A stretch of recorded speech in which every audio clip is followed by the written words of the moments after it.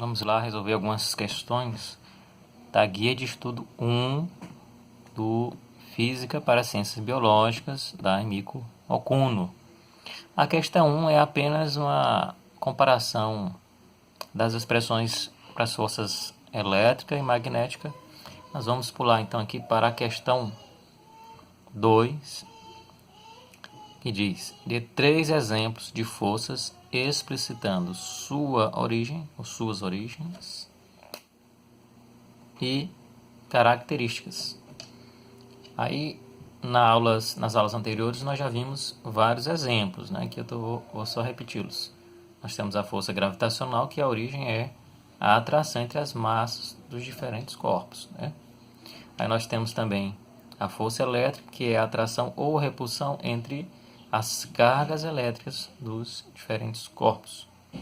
Nós temos também a força magnética, que é a atração ou repulsão também entre objetos magnetizados ou entre corpos percorridos por correntes elétricas. Essas 3 forças são forças de campo. Elas podem atuar à distância, não necessitam do contato, mas nós poderíamos também falar a respeito daquelas que só ocorrem no contato, né? As forças de contato. E você tem a força normal, por exemplo, que é uma reação perpendicular ao contato entre duas superfícies, né? Lembrando que perpendicular é a direção de 90 graus com a superfície.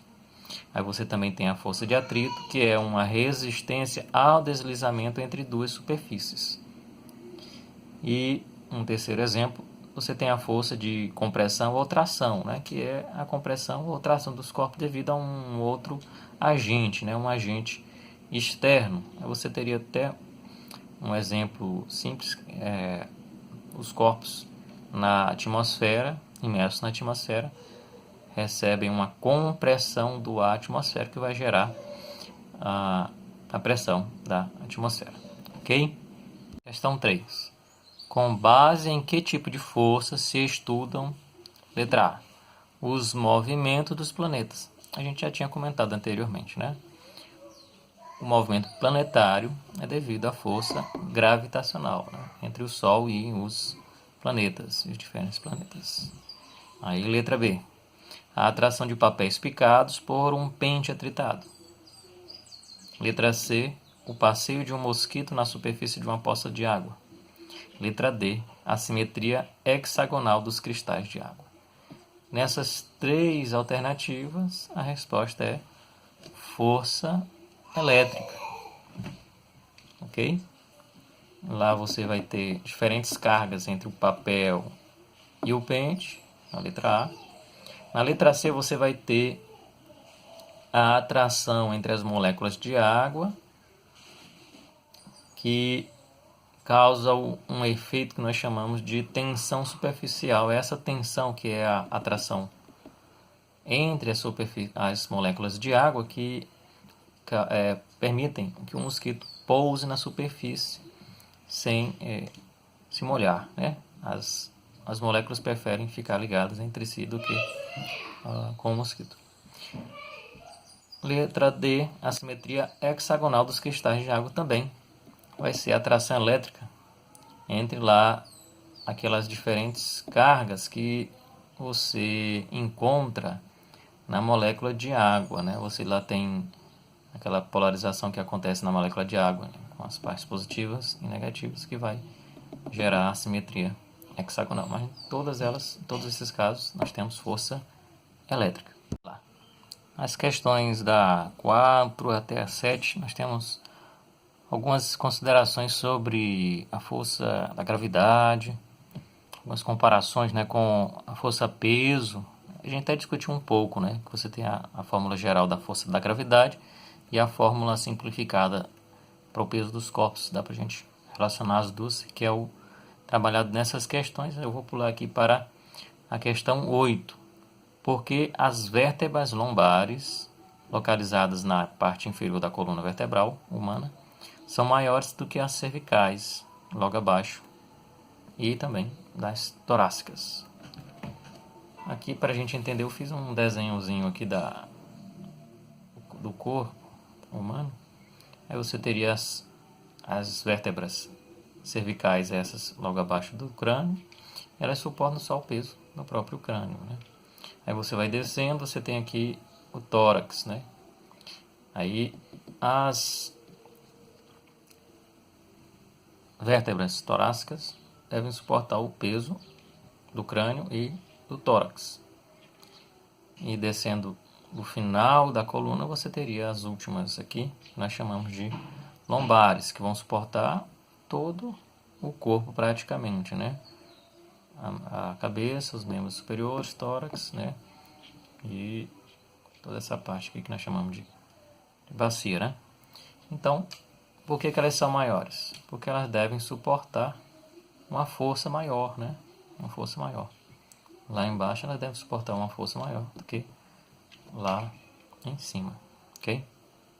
Na engenharia, né? Vocês podem perceber nas construções que a base, né, das colunas, dos muros, né? A fundação deve ter uma capacidade maior para suportar a força maior, né, lá embaixo, ok?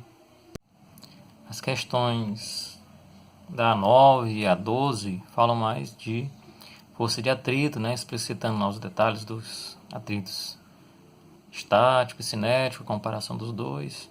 Nós vamos deixar de lado esses detalhes, vamos passar aqui para o próximo tipo de força, que são de compressão e tração, tá? Então aqui seria a questão 13, de 2 exemplos de força de compressão e 2 de força de tração que atuam sobre o corpo humano.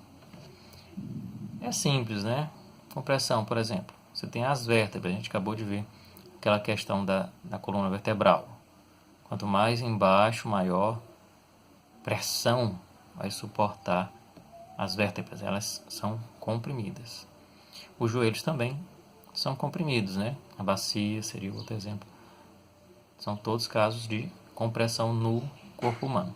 Mas você também tem exemplos de tração, né? O que é tração? Seria uma tendência a esticar, esticamento. Então você tem o ombro sendo esticado pelo braço, você tem o cotovelo sendo esticado pelo antebraço, e assim por diante, ok? Nós podemos entender melhor essa questão da força de compressão e tração aqui na questão 14, que diz: qual deve ser a variação ΔL para forças de compressão e para forças de tração? Primeiro vamos lembrar, esse L maiúsculo está sendo usado para identificar o comprimento, ok? E ΔL seria o quê? Lembra lá, sempre na física, delta vai indicar para nós uma variação. Final menos inicial, nesse caso seria comprimento final menos inicial. Na compressão, o que acontece? O objeto apertado, né, comprimido, ele diminui o comprimento. Então, o comprimento final é menor do que o inicial. O ΔL, então, vai ser negativo. Se esse aqui é menor, se o final é menor do que o inicial, a variação é negativa. Ele diminuiu de tamanho, de comprimento. A tração é o contrário, né? O objeto esticado tende a aumentar o comprimento. O comprimento final é maior do que o inicial. Então, o ΔL é positivo, aumentou o comprimento. Ok?